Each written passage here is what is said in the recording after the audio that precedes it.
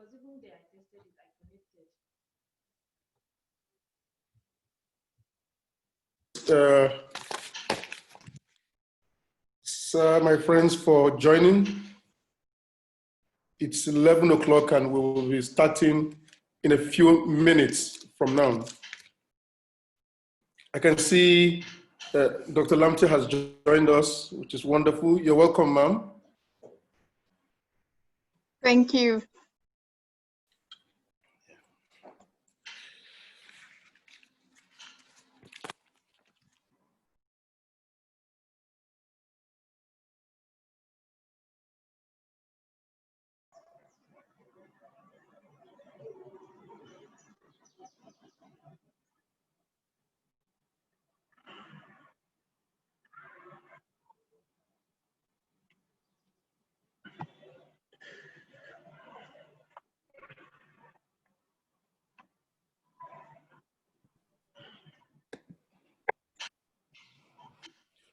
So, good morning, everyone.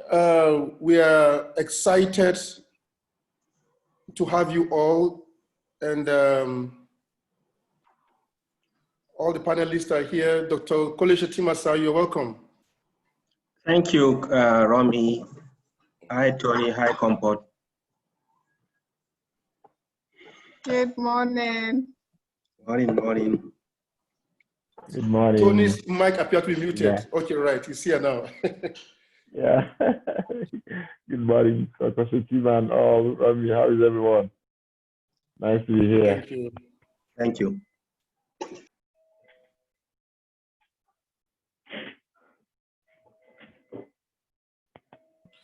So thank you also very much. We'll start right away.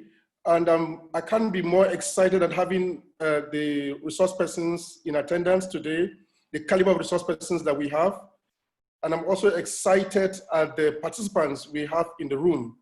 I want to say that we working on this issue, lawyers a lot working on the issues of SRHR with vulnerable groups in Nigeria has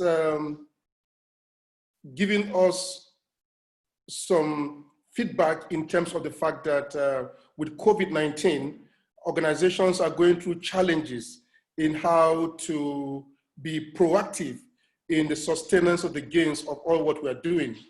And these gains mostly are cased within the SDGs and all. And oftentimes what we are doing is reactive rather than proactive. And so we thought that getting this organization that are spread across the country, that includes lawyers, development actors, and all of that, at the grassroots, this is the thing about it, at the grassroots makes it very imperative in terms of being connected to persons who have a lot of experience to share in times like this.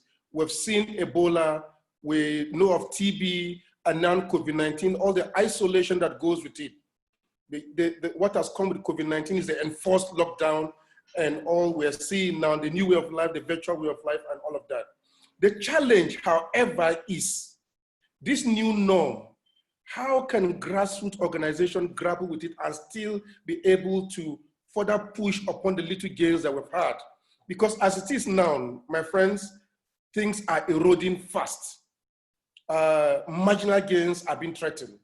And how do we stop them? While big organizations may have a way of going around this, the same cannot be said of most of the organizations in attendance today. And so we're happy to have you to speak to the participants on this. I would want to say that we will take the resource persons in a manner that will be a guide, so to say, step after step, and all of that. So the first person that will be speaking will be the renowned Dr. Comfort, who will speak about exactly the experiences of vulnerable groups during lockdown. And no one can speak on this more than her with the experience she's had in working in conflict resolutions and all of that. The experience she has with gender issues and the vulnerable groups. She has, in her career, spent most of her professional life working on these issues, and also especially with the UN Refugee Agency. And most of the issues we have seen now speaks to that. So we will listen to her. What we want to do quickly in order to save time is to not have more than 15 minutes of a panelist speaking. That gives us 45 minutes, and then we take questions. The questions will be in the chat box. So participants, feel free to type your questions in the chat box and your observations or on your inputs. Questions that cannot be answered now, we will have a way, we will see how we can get the answers mailed to each and every one of us, as the case might be. And so, ma'am, without much wasting our time, I would want to invite Dr. Comfort Lamptey to please make her inputs on the issues. Thank you very much, ma'am. Thank you very much, Doc, and thank you all for inviting me to participate in this very important conversation, and good morning to all the participants as well. Let me, at the outset, start by saying that, I mean, one of the clear issues we're seeing in the context of the COVID pandemic is that whilst all of us have been affected, we're not all being affected in the same way. And one of the things that we've observed is that the pandemic has served to amplify existing vulnerabilities of groups that were already vulnerable and marginalized in society. And when we look at the area of sexual and reproductive health and rights, this is also very visible there. And maybe I'll just highlight some of the challenges that have been amplified. We know that in Nigeria, we've long seen violations of sexual and reproductive health rights of women and girls. We have a situation where before the pandemic, 30% of girls and women aged between 15 and 49 were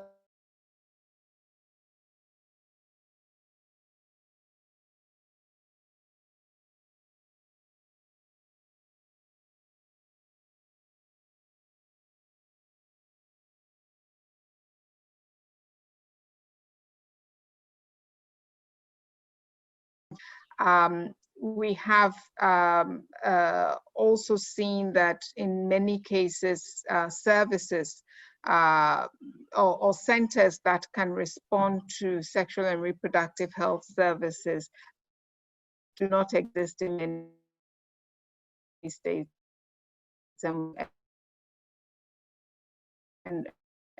And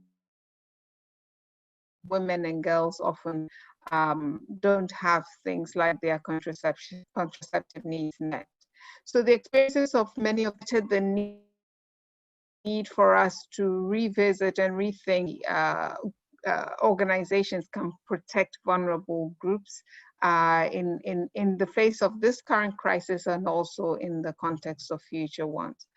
Some of the observations we've made in the recent months on these issues include the fact that, you know, during reproductive health and rights services have been compromised. We've seen a diversion of attention and resources from addressing some of these issues.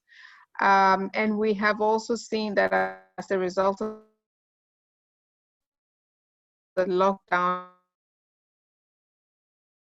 the diversion and this diversion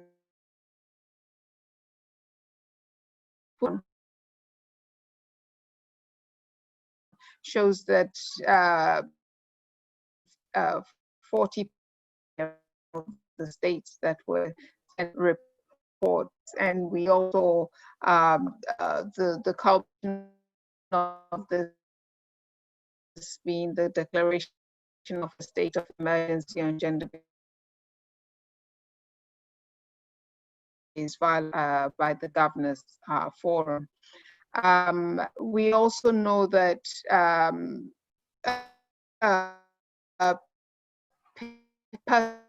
needs are often not cases. We know that with disabilities in Nigeria are women, and we know that their access to sexual and reproductive health needs have also been compromised as a result of the incidences we've seen. Women and girls who live with disabilities are up to 10 times more likely to experience sexual and gender-based violence. And those of them in internally displaced, even more vulnerable. So we really need to look closely at categories of women and in the largest HIV epidemic in the world. And so we know that people living with HIV/AIDS are also very much vulnerable in this particular situation. The other aspect of this is that vulnerable and marginalized groups, including women and girls living with disabilities,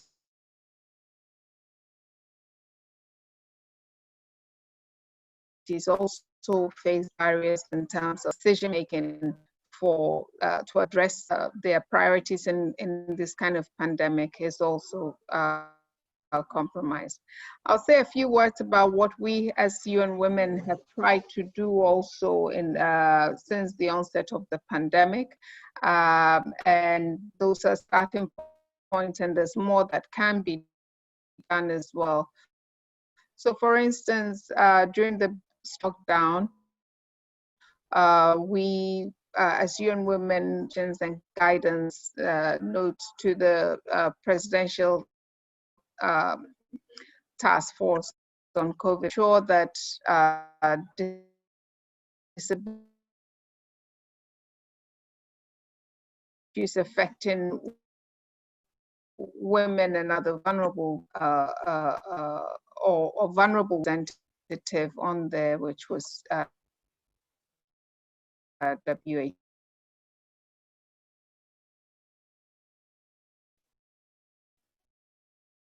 The EU-UN Spotlight Initiative, and in partnership with the been working with services to also been supporting training of various some of the MDAs with MDAs to ensure that violence against women and sexual and reproductive health rights and needs are also taken into account. We've also been working with various CSOs to ensure that data collected on the impact of COVID-19 on both health sector is disaggregated by age, by gender, and also by disability inclusion. And in partnership with the Ministry of Women's Affairs, we've helped to distribute palliative items to vulnerable women across 17 states in Nigeria, where we've put the emphasis on widows, women and girls living with disabilities, informal workers,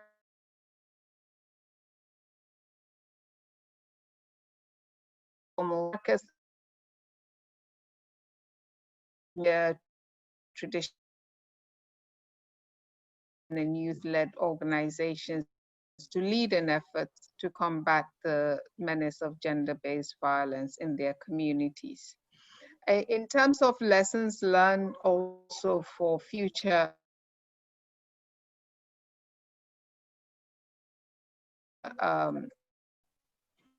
public health crisis response needs to take account of existing inequalities that vulnerable and marginalized groups face and how they will be impacted by these measures. And we also need to ensure that the cost benefit analysis of the to address the direct health consequences are adequately assessed. Because what is clear is that lockdowns can be, the total lockdown can sometimes be more harmful in context with large and diverse vulnerable populations, including those affected by conflict and those with very little social protection safety nets. In terms of awareness raising, again, COVID-19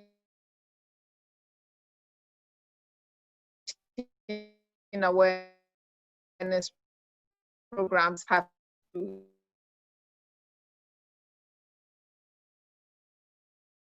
include information on access to sexual and reproductive health and rights and gender-based violence. The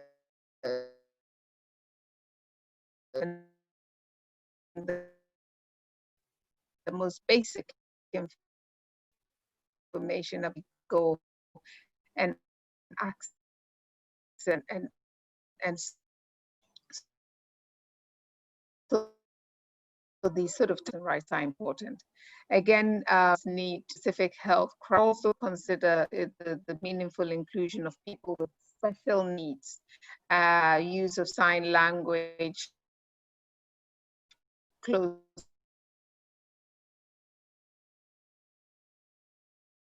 caption,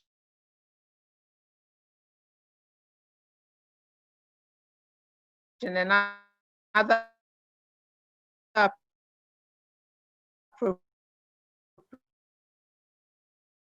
appropriate committee to also invest and when we provide support on around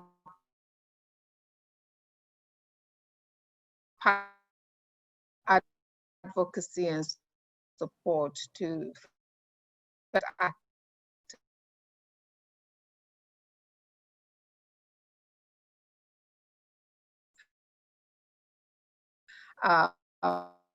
an opportunity now businesses. So when we look at the Violence Against Persons Prohibition Act, how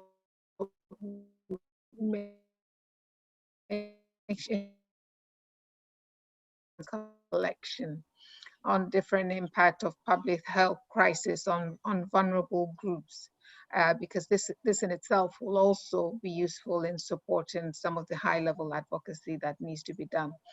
And we also have to see through advocacy that there's inclusion of vulnerable groups representation in some of the committees and high level responses to public health crisis, whether it's persons living with disabilities, women, and different categories of women and so on.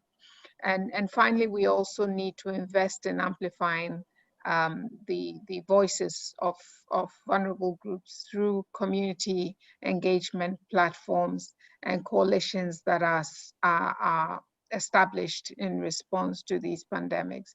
I think some of these are some of the important lessons, at least from our side, that we also think are important to take cognizance of as we look to preventing, but also responding better to such crisis in the future, and also documenting all of our experiences as we go along. Let me stop here for now, and I can come back with any inputs later. Thank you. Thank you so very much, Comfort. I mean, you just kept within time. We really do appreciate that, Dr. Lamptey. You spoke about the fact that the pandemic and its effect of lockdown and all of that has affected, especially it simply amplified the vulnerabilities of already vulnerable groups. And good thing again, you spoke about the opportunities or what exactly UN is doing, UNwomen is doing right now across the country. And for the over 40 organizations in the meeting, these are maybe areas where we could see how we can also engage at such levels within in our states where we're in the available. But again, most important for me, again, the issues of the lessons you have spoken about, lessons that are about prioritizing the beneficiaries in palliative measures by government, engaging government, and the need for data, and several other issues. I'm sure the participants will come back to you with questions, and we hope that even if they're not answered here, you'll be available to shed light that we can transmit to them post this meeting. There's going to be a slight shift. The Executive Secretary or the National Human Rights Commission is to speak now, but I think probably the country director of MacArthur Foundation should, in terms of talking about the retention of gains in very practical terms by organizations, then when we talk about the violations and actions that happen, National Human Rights Commission will come in with the spaces for change, or with the spaces for remedies, so to speak, that kind of covers the entire field. But for now, I will be inviting Dr. Kole Shettima to speak on particularly the impact and how we can retain the gains and all of that. And there can be no better person to speak on this more than Kole. He knows exactly issues of Nigerian civil society groups at the grassroots. He's on the board of several, and working as a country director of MacArthur Foundation and supporting these organizations. He will be, in our own opinion, very, very poised and tailored to speak on these issues. Dr. Kole Shettima, sir, you're welcome. Thank you very much, Romy, and my fellow panelists, and of course, the people who have joined us as well. I think this is probably one opportunity to differentiate my heart and that of Tony. The number of occasions I have been stopped by police, and then they salute me and say, Igwe.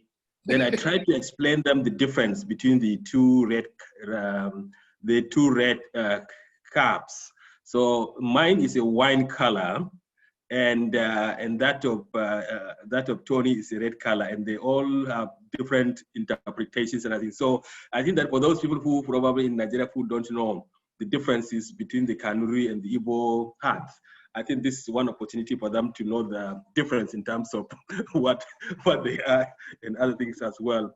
But thank you very much for the opportunity to say a few words, and I will be very short because I know that I think we really need to give the other people the opportunity to say one or two things. First of all, I just want to refer to a study by Guttmacher Institute, including about 139 countries, where they try to project the impact of just 10% reduction in sexual and reproductive health services. What does that mean to our populations?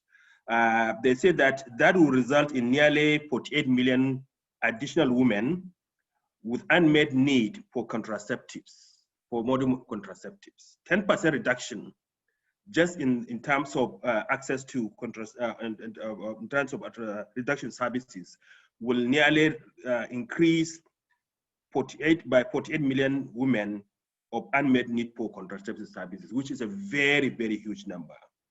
And that will also result in 15 million additional unintended pregnancies. So this pandemic, which I think we have talked about in terms of how it has affected negatively availability of services, has a significant impact, especially in terms of availability of services. And it's also said that this will result in about 28,000 women dying because of just this 10% reduction in terms of services that we're going to see. So this is a very huge problem that we know that was going to happen. And I think that as a people, as a country, I think that we have also noticed, I think that there's a study by Punch which showed that as of June, there was 50% reduction in terms of number of women going into accessing maternal services, 50% reduction. There was 50% reduction in terms of vaccinations in the country. And there was, I think, 48% reduction in terms of access to contraceptive services in the country. So you find that almost all the services have actually significantly declined by about 50% during the pandemic services. So if we have just a projection that a 10% reduction can lead into 15 million additional unintended pregnancies, then you can see the proportion of what is likely to happen to us as a country. And if that can result in about 28,000 women dying as a result of maternal mortality, then you can see the projection by Guttmacher Institute and the report by the Punch in terms of the implications of what we are likely to see or what we are seeing in our country as a people as well. So for me, I think that this COVID situation has really, as Comport have said, I think has exposed the already great inequality that we have seen and experienced in our people, and whereby we will know that the most vulnerable people are the ones who have also been most affected. And I think this is obvious if you look at what has happened to the Black population in the US, in the UK, and everywhere. You find that the people who have less resources are the ones who have also become more vulnerable and more affected by this pandemic, further exacerbating the inequality and other things that we have seen in our society and other things. So these violations of the rights of individual citizens and the lack of services, and which many people, I think that Comport has referred to what Nigerians call pandemic within pandemic in terms of sexual and gender-based violence.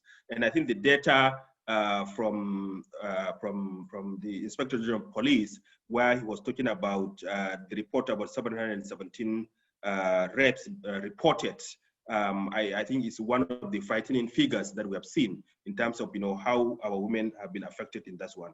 But I also believe that that figure is actually a low figure because when you follow the news regularly, I believe that what is reported is in so many cases is actually much more lower than what is the actual happening, partly because, as we all know, sexual and gender-based violence is not something that our people usually report. But I think that that report by the police itself is, in my view, is a tip of what is really happening to our people and other things. So thinking about moving forward and what we need to do and other things, I am hoping that, and I don't know whether I am too optimistic. I'm hoping that this situation that has really exposed the inequalities in our services, the poor level of health service that is available. Somebody, I think, reported the SGF as saying that he never knew that the situation was that bad. I hope that that is a wake-up call on all of us as a people, as a country, to think about how do we unfortunately take advantage of what we have found in order to respond to the health needs of the poor people. Because the pandemic have definitely, in some ways, have put us on the same boat in the sense that even people who could afford to leave the country to look for health services were locked down with the rest of us. Of course, some of them have been smuggling themselves out illegally and legally to go and get services. But I think that the majority of, most of Nigerians have found themselves in the same boat and have now found out that unless we try to deal with the situation so that we respond to the needs of each and every one of us, none of us can even run away, even only we have the money to run away. And therefore, I'm hoping that, and I think that recently the health commissioners working with the Federal Ministry of Health have now, I think, finally have come around the basic health services account, which I hope will be funded and will provide the resources that will be required in order to enable us to provide basic health services for Nigerians, including the possibility of funding sexual and gender, including sexual and reproductive health services, which are so critical and so important for our country. I think that we have also seen situation whereby the beginning of use of telemedicine in a number of other places. And I hope that we will try to see how do we use telemedicine as an instrument, as a methodology, as an approach to begin to provide for services. Because sometimes we know that for a number of young people, I think that they are not very comfortable to going to health institutions and other places to go and get to be provided with services. So I hope that we can see how we can invest in telemedicine as an opportunity to provide long distance services, whereby young people in the comfort of their own anonymity will be able to get some services as well. So let me stop this one, and thank you very much, Romy. Thank you so very much, Kole. That was the statistics as you reel them out, for lack of a better word, is frightening. I mean, the implications for us as a people, as a country, in the nearest future, if not contained, then it's something that is better imagined than experienced. And we are hoping that state actors and non-state actors can together engage and push these effects back. And that is part of the conversations that we are hoping we can distill very practical next steps towards eliminating or remedial measures towards this. And this is where the Executive Secretary of the National Human Rights Commission also comes in terms of the violations, the spaces, what the vulnerable groups have been going through, and all of that. Now, the National Human Rights Commission in Nigeria, you will all agree, in the very recent past, since we've had Tony there, has been really, really vibrant in issues that concerns the very, very vulnerable in our streets, not just women, but slum dwellers and persons who are experiencing violations here and there.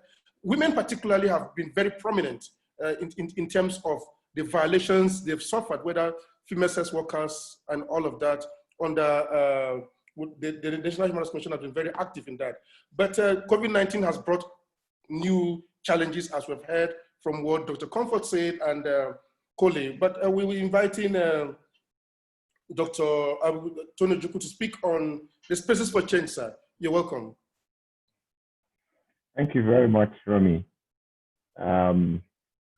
Let me thank Lawyers a lot for putting together this very important webinar for us to come together. I pay due regards to Dr. Comfort Lamptey of the UNwomen, and of course our own leader, Dr. Kole, Shettima, the country director of MacArthur Foundation, for all the wonderful support you have given civil society groups and the Commission in Nigeria to discharge their mandate. I'm indeed delighted to be part of this virtual workshop on space for remedy of the violations experienced during the lockdown. Now, as you may be aware, the mandate of the Commission is to promote, protect, and enforce human rights in the country pursuant to the National Human Rights Commission Amendment Act 2010. Now, the sudden emergence of the coronavirus elicited response from government globally, including Nigeria. Consequently, on the 30th of March 2020, the President, in exercise of the powers conferred on him by Sections 2, 3, and 4 of the Quarantine Act, Cap K2 Laws of the Federation of Nigeria 2004, as well as other powers enabling him on that behalf, issued and signed the COVID-19 Regulations 2020, which declared COVID-19 a dangerous infectious disease. The President, in the regulation, directed the restriction and cessation of movement in the Federal Capital Territory, Lagos, and Lagos State by the citizenry for an initial period of 14 days with effect from 11 p.m. on Monday, 30th March, in order to address the spread of the disease. Similar steps were taken in other states of the Federation, heads of security, and the intelligence agencies were directed to ensure compliance. Their response required government to stop the spread of a virus that killed in large numbers. According to Punch of 28 August 2020, Nigeria has the highest number of coronavirus cases and deaths in West Africa, with 2,388 confirmed infections and 85 fatalities. This paper takes a look at the human rights framework within the context of the management of COVID-19 pandemic, vis-a-vis the compliance of the enforcement of COVID-19 regulations. It further examines the spaces for remedy for the violations experienced during the lockdown. It is noteworthy that government has binding obligations under international human rights law. International human rights treaties ratified by states obligate them to abide by the provisions of such remedies. It is well known and needs not to be emphasized that enforcement of the lockdown restrictions and had economic, social, mental, and legal consequences with a range of implications on human rights and state obligations. Looking at government response to the COVID-19 lockdown, it has been observed that the federal government responded to the COVID-19 pandemic by putting in place restriction of movement measures to lock down the country, namely close the airports, borders, close most of the economic activities, and other citizens and persons in Nigeria to stay at home. As movement was restricted, people going to work or traveling were arrested and detained in some circumstances. Schools were closed. Markets could not open, as well as other businesses, religious and social activities. Even movement to hospitals were affected. Doctors going to hospitals were reported to have been stopped on the way by overzealous security officials, and so on and so forth. Looking at the non-absoluteness of human rights, it is well understood that the International Covenant of Civil and Political Rights provides for derogation in time of public emergency, which threatens the life of the nation. Article 22 of the Covenant specifically prescribes that public health may be a ground for derogation. It says that no restriction may be placed on the exercise of this right other than those which are prescribed by law and which are necessary in a democratic society in the interest of national security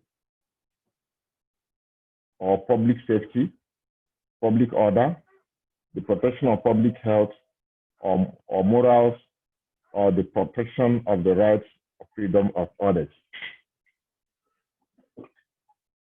Permissible limitations on the exercise of rights are similarly provided in Article 12 and 13. However, the limitations can only be lawfully imposed if they are provided or prescribed by law and are also necessary in a democratic society for one or more of the legitimate purposes. In relation to combating the strange coronavirus, the African Commission underscored human rights principles in its press statement of 24th March 2020, titled Press Statement on Human Rights-Based Effective Response to the Novel COVID-19 Virus in Africa, enunciating obligations.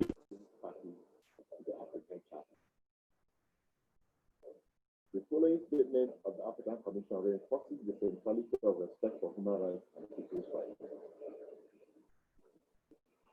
Human rights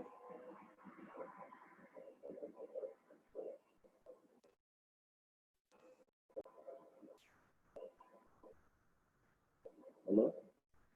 Are you hearing me? We can hear you, but you're very faint suddenly. Okay, am I okay now? Yeah, yes, much better now, sir. Yeah. Now, following the statement of the African Commission, which reinforces the centrality of respect for human and people's rights, it says, human rights must be respected during application of public health emergency measures, while applying the public health prevention and containment measures. States should ensure that resultant restrictions of rights are narrowly defined and are in proportion to the requirements of achieving the objective of preventing and containing the spread of the virus. Furthermore, the Constitution of the Federal Republic of Nigeria similarly provides that nothing in sections 37, 38, 39, 40, and 41 of this Constitution shall invalidate any law that is reasonably justifiable in a democratic society. In the interest of defense, public safety, public order, public morality, or public health. Herein is the legality of suspension of some human rights. The importance of this on a generic note is that the enjoyment of human rights is not absolute. Understandably, the restriction in movement in the context of coronavirus restriction directives affects human rights obligations to the federal government of Nigeria and limits the human rights of everyone in Nigeria. So the enforcement of restriction of movement directives must be done in consideration of human rights principles and standards. Now, in monitoring the lockdown enforcement by the Commission, given the likelihood of the negative impact the implementation and enforcement of COVID-19 regulations was going to have on enjoyment of human rights by everyone in Nigeria, the National Human Rights Commission, in the exercise of its statutory mandate to promote the respect of human rights of everyone in Nigeria, put in place Human Rights Monitoring Program for COVID-19 Regulations 2020. This was to ensure that the regulations are enforced in accordance with the International Human Rights Framework in the enforcement of lockdown measures. Law enforcement officers are under obligation to do so within the law and in compliance with human rights standards and best practices. Accordingly, the Commission monitored the activities of law enforcement agencies across the country in the course of enforcement of COVID-19 regulations in order to ensure accountability and remedy for victims of human rights violations in the course of the enforcement. The monitoring exercise is still ongoing as the lockdown measures have merely been relaxed, not completely lifted. Steps taken by the Commission to ensure accountability and remedy in the course of COVID-19 includes a press statement in April 1, where the Commission made available telephone numbers of the Commission hotline, as well as gave telephone numbers of various high commands of the Nigerian Police Force and Army to the public. Members of the public were urged to report by telephone law enforcement officers violating human rights during the ongoing enforcement of COVID-19 regulations. Monitors and state coordinators of the National Human Rights Commission at the field offices nationwide were directed to monitor, document, and intervene on complaints from members of the public pertaining to violations in the course of the lockdown, restriction, and cessation of movement, and other measures adopted by the federal and state government. Partnership of CSOs across the state was also elicited in implementing this project. Online reporting portal was developed and made available to the public for timely reporting and intervention.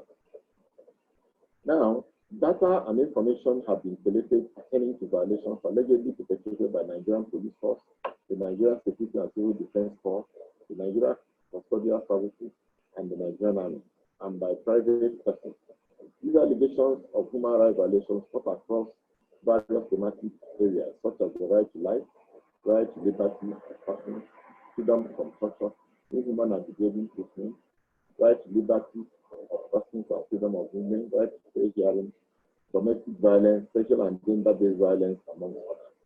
And herein lies the discussion today about how it's affecting people, sexual and reproductive rights, especially when we look at issues of domestic violence and sexual and gender-based violence, as well as cases of rape that seems to have been exacerbated by the lockdown.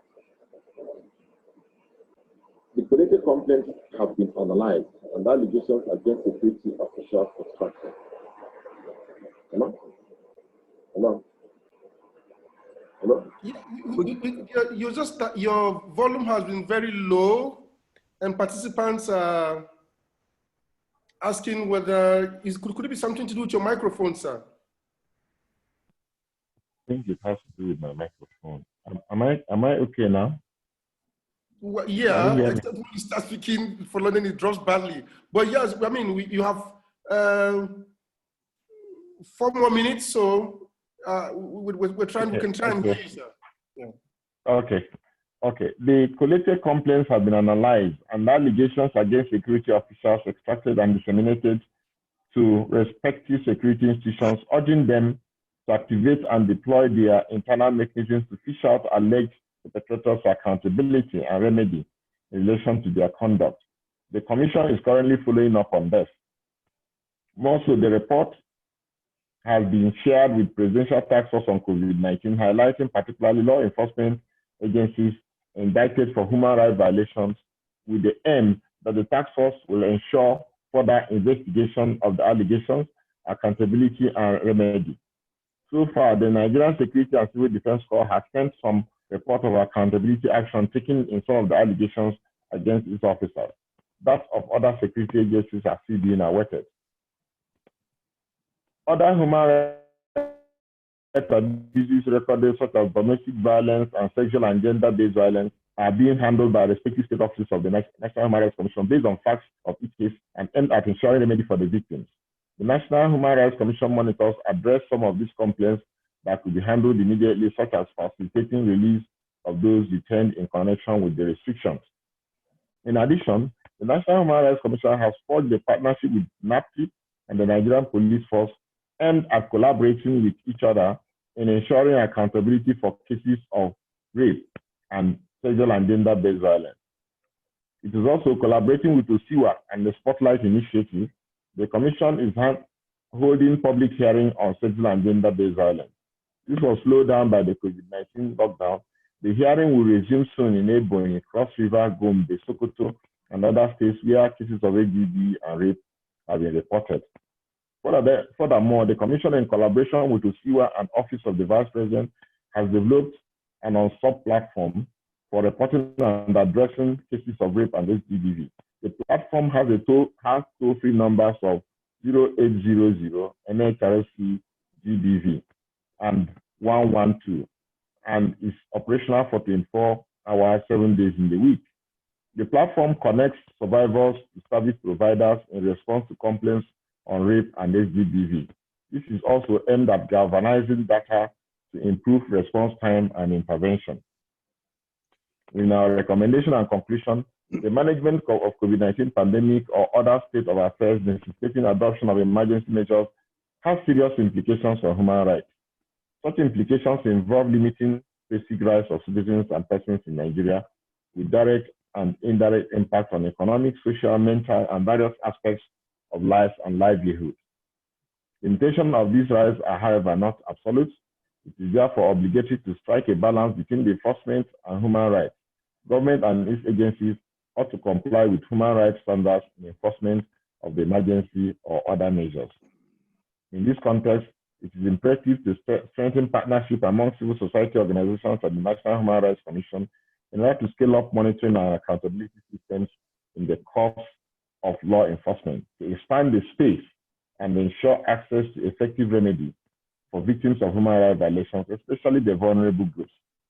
Citizens and persons in Nigeria, however, ought to comply with various protocols and directives aimed at preventing the spread of the virus and mitigating its impact. I want to thank you for your attention, and I want to thank Lawyers a lot for putting this together and also giving us an opportunity to show what spaces are there for remedying any violations that happened during the lockdown. So thank you for listening. Thank you so very much, sir. And I think your presentation went through the journey of how this all started in terms of government reaction and what we have seen so far.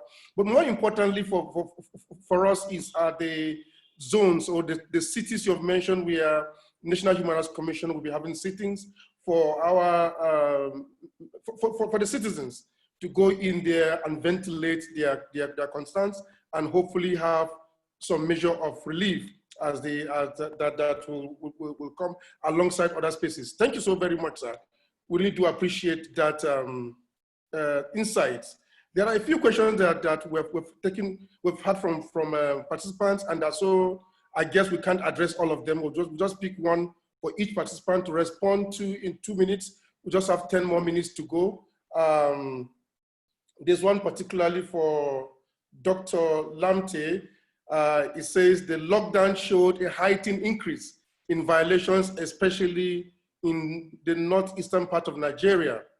owing or from your experience, is there a UN protocol that can be shared to us, the participants? Thank you, ma'am, as you respond to this.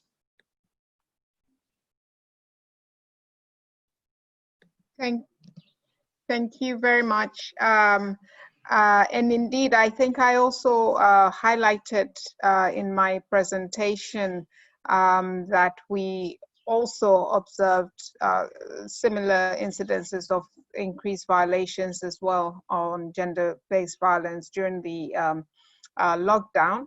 I'm not clear about what the question is asking about a specific UN protocol, but what I can say about what we have in place as the UN.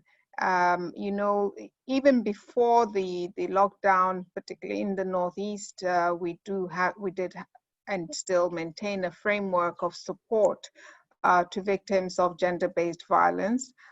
So we have a coordination platform. We have mechanisms in place to support both response referral mechanisms for victims of gender-based violence who are under the support, or who are receiving support from the United Nations, whether they're IDPs and the host communities. So that exists in place. I think one of the things that we recognized during the lockdown as well was that people being or women and girls face greater threats as well, because it's as though the insurgency and the effects of it moved closer to them, so there was very little outlet in terms of support, and we've seen this even in the rapid assessment I referred to that UNwomen and Oxfam and CARE undertook as well. So I think in terms of our work, we continue to recognize that the issues around gender-based violence will continue to be a priority for us as a UN family, and not just in the Northeast, but across Nigeria, and that we really need to see how we can support state governments. Bauchi State recently domesticated the VAP Act, and we are encouraged to learn that other states in the North are keen also to do the same. And that's an important starting point, because once the act is domesticated, it's important that there's an action plan and a costed action plan that is in place that speaks to both the prevention as well as the response measures required at the state level. So we also very much look forward to working with partners on the ground in the Northeast so that we can expand this support going forward. Thank you. Thank you so very much, Mr. Lamptey. And we have participants from Bauchi, which you mentioned about domestication of VAP here. Lawyers Alert was also part of the process. And we think that there's an opportunity here for participants to probably engage with the state towards activation. Often it's not just the domestication or passage of these laws, it's the activation that is important. And that is where the gap does often exist. There's a question here for Dr. Kole Shettima. It reads, amongst other questions, it says, my questions goes to Dr. Shettima, and given your analysis of the pandemic in Nigeria, what can we do to trap lessons from the situation in the event of another pandemic? I like the question, partly because, you know, as Nigerians, we tend to forget everything immediately after the event, and we hardly harness and take stock of what happened to us and try to be proactive in trying to respond or put in place the measures that will minimize some of the problem that we encountered before. So, but I'm hoping that a number of things, as I said, we can do. First, I think I did mention that during this COVID, I think that we have finally succeeded in getting the Basic Healthcare Provision Fund set up. And what that does is to give not less than 1% of the Consolidated Revenue Fund to the fund. States are supposed to contribute 25% in order to draw from that fund. And there's supposed to be donors fund and as well as contribution provided sectors. So I am hoping that, since that we have been able to get this in, to do this work, I'm hoping that that fund will be able to provide some of the funds that are required in order to respond to the inequality in the health sector that we have all talked about. And of course, I'm hoping that we can think about how do you use telemedicine as one approach in order to provide services to people, so that people in some rural areas or individuals who do not want to come and get services because they are going to be judged by healthcare providers and others will also have the opportunity to at least be able to get services without that. But clearly, I'm hoping that this country, all of us will wake up to the reality that healthcare is no longer a luxury only for the rich, but that we need to invest significantly in providing healthcare for all and ensuring that there is minimum basic healthcare provision for all citizens of this country, no matter where they live, no matter their own economic status, no matter their own gender status or their ability status or their sexual orientation. Thank you. Thank you so very much, sir. I think that explains to a very large extent the gaps in terms of putting together lessons going forward. When we're hoping that this will be a corner that we'll all begin to turn. The Executive Secretary of the National Human Rights Commission, Dr. Sir, there's a question here that says, and I guess most participants did not hear you very clearly, so I hope that your Bluetooth would have picked up by now. So they are asking about the toll-free line in addition to other questions. But most of the questions, I think you addressed them.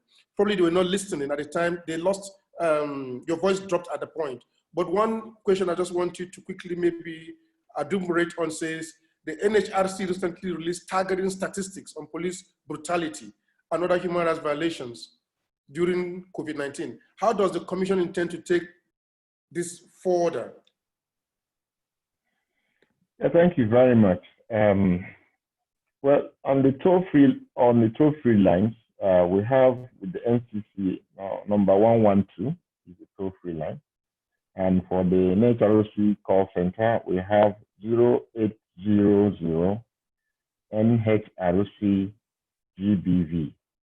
These two lines are toll-free numbers you can use to report cases of human rights violations on sexual and gender-based violence and rape.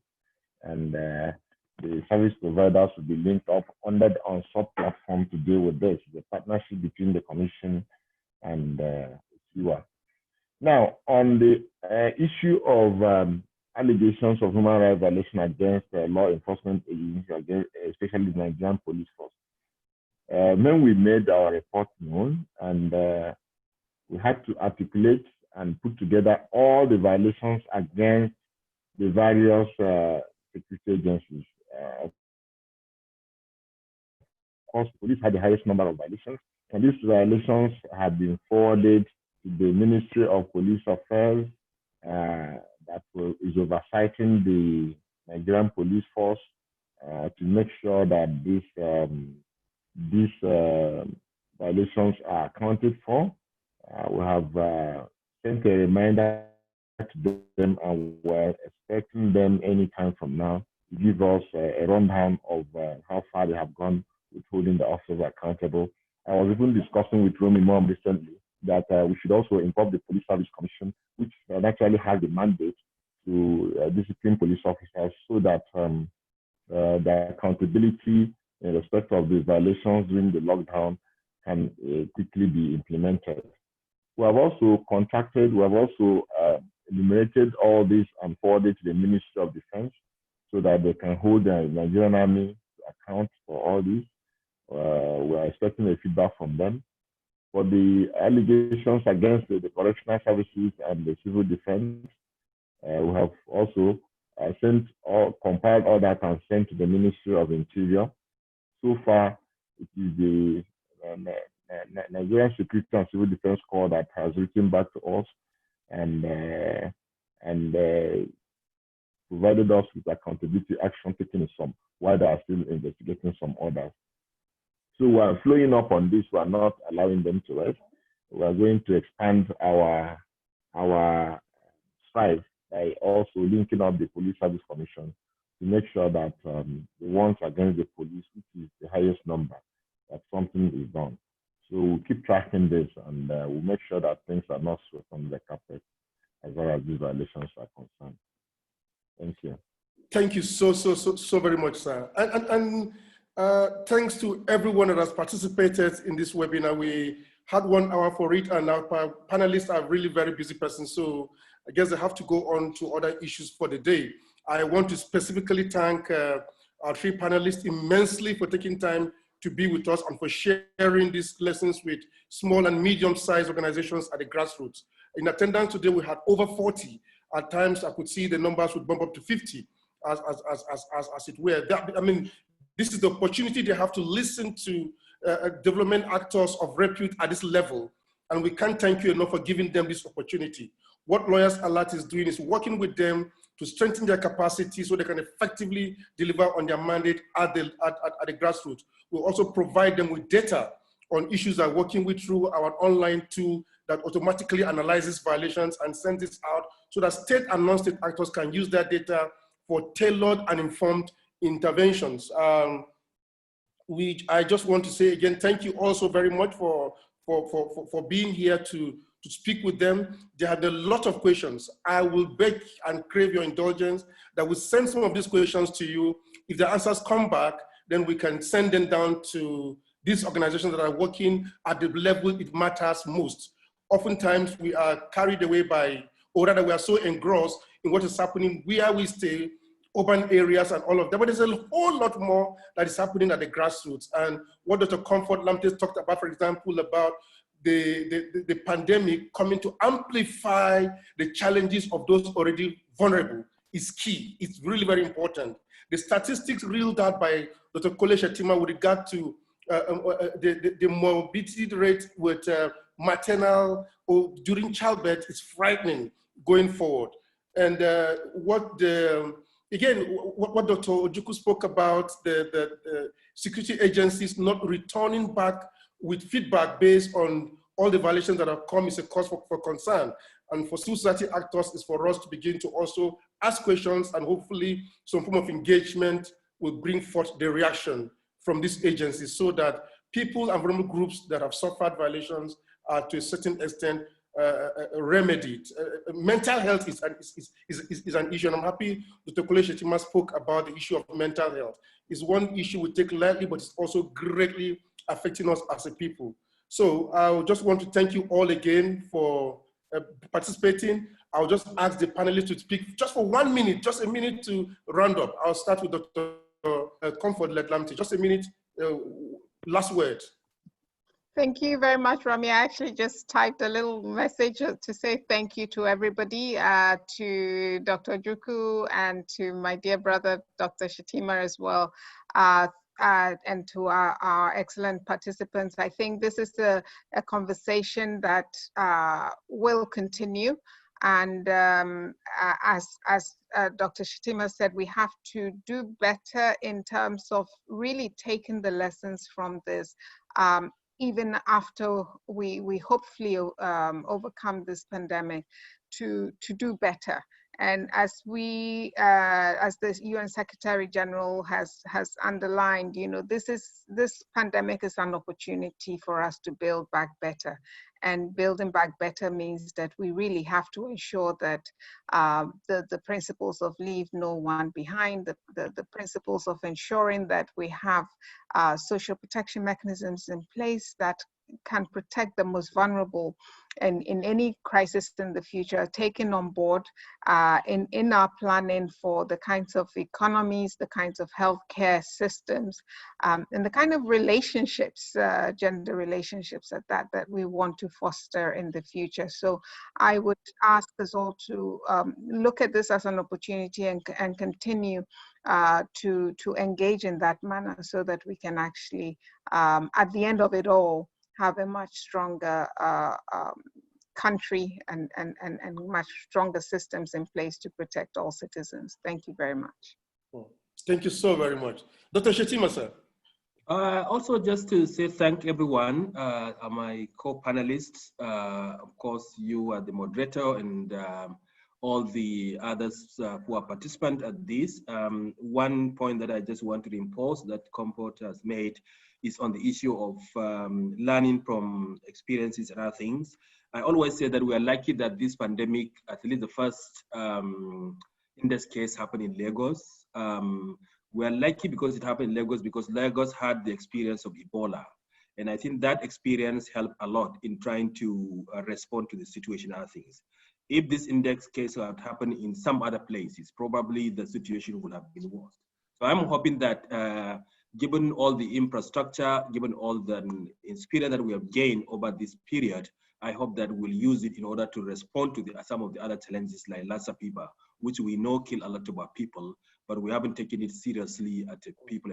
But I hope that the infrastructure that is left behind, or that is already existing actually, we can use it in order to respond to the other crisis, health crisis that we have in the country. Thank you. Thank you so much, sir.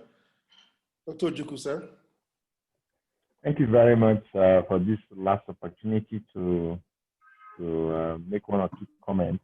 First of all, I want to say that the COVID-19 pandemic has been an eye-opener, and I think we can make progress from there. It has really shown us the preparedness of our public institutions across board to deal with pandemic like this. Moving forward, one of the participants had asked Dr. Shettima how we can prepare to make sure that we cope better in future pandemics. I think this provides an opportunity for us to completely assess our ability to cope with future challenges and use it as a roadmap to know what to put on ground. I think with discipline, we could prepare better for future pandemics. And then for us in the Human Rights Commission, I think one of the way forward also is to mainstream human rights into all aspects of our public life, especially in dealing with public health emergencies. It is obvious that during the lockdown, human rights issues were played down. They were not considered as priority. For instance, there were some women who had domestic violence issues, and they called on us, and we could not go to rescue them simply because human rights workers were not considered important to be on the road amongst those who were accepted. You know, such small things, you know, have devastating effects on the vulnerable. So for me, we must mainstream human rights into every aspect of our national life and planning. And in that way, we could reduce some of the impact of the problems on Nigerians, especially the vulnerable. Thank you very much. Thank you so much, sir. Mainstreaming human rights in our national life, I think it's something that, yeah, that's a very good one. Thank you also very much to the panelists and the fellow participants. The entire series is on Facebook Live, and it's also been recorded. We can share that again. You can watch it over and over just for those parts you did not get very well. On this note, we say thank you all to everybody. Dr. Comfort Lamptey, thank you so much, ma'am. Dr. Kole Shettima, we're grateful. Tony Ojukwu, sir, thank you very much. Thank you, and thank you again. Bye-bye. Thank you, bye-bye. Thank you. Thank you, bye-bye. Bye-bye. Bye-bye.